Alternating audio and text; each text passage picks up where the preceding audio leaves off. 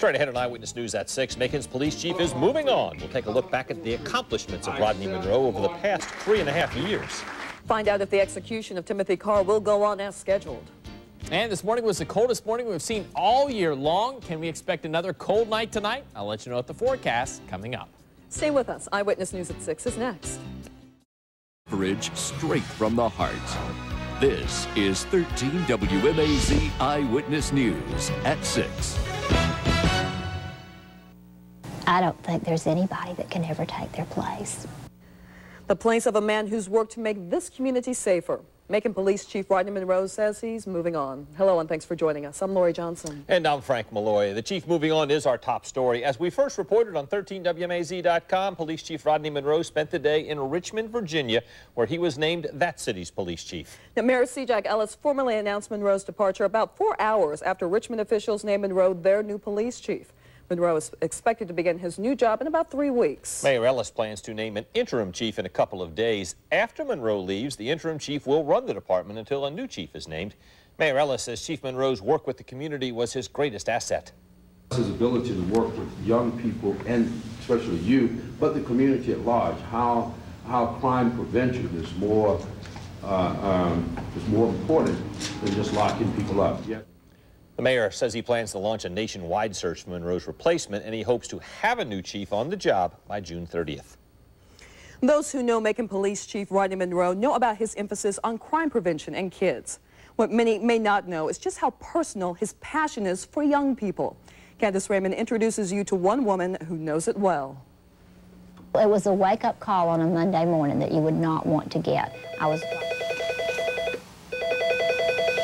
Chief Monroe's wife, Marvette, was on the other line. She was calling to tell me that she and the chief would be moving to Virginia. And I was absolutely devastated. June O'Neill is the executive director of the Mentors Project of Bibb County, a program designed to inspire and encourage kids in the community. They are champions of children. O'Neill says the Monroe's move will leave a hole in the heart of the program. When you have someone who has an important engagement and will change their plans to come and bowl with children and be a role model, you can't take a check like that to the bank. That's priceless. As she flips through the memories made over the years, she knows exactly how the chief will be remembered. She describes him as a man larger than life. We were doing Shop with a Cop for some of the children in our program, and one of the children wanted a vacuum cleaner for her family. And the chief just paid for it. He said, "You choose what you want. I'm buying this vacuum cleaner." O'Neill says it's that giving spirit and love for children that will be missed. I don't think there's anybody that can ever take their place. Candace Raymond, 13 WMAZ, Eyewitness News. January is National Mentoring Month. June O'Neill says if you're interested in becoming a mentor in Bibb County, call the Mentors Project of Bibb County at 478-765-8624. Chief Monroe was Macon's first African-American police chief. He accomplished many things, but also faced many challenges during his 3.5 years as the city's top cop. It was June 11, 2001, when Chief Monroe took the oath of office. He got right to work with his first challenge, dealing with a police officer involved in a deadly accident because the officer was speeding. Monroe ended up instituting stricter guidelines for police speeding, especially during chases. Monroe also quickly started changing the force, putting an emphasis on precincts, patrolling specific areas of the city, and changing the drug squads. The goal was to create more personal relationships with neighbors. Monroe reorganized his command staff again in the summer of 2004. Throughout the chief's entire command, he was limited as to who he could promote because of a discrimination lawsuit.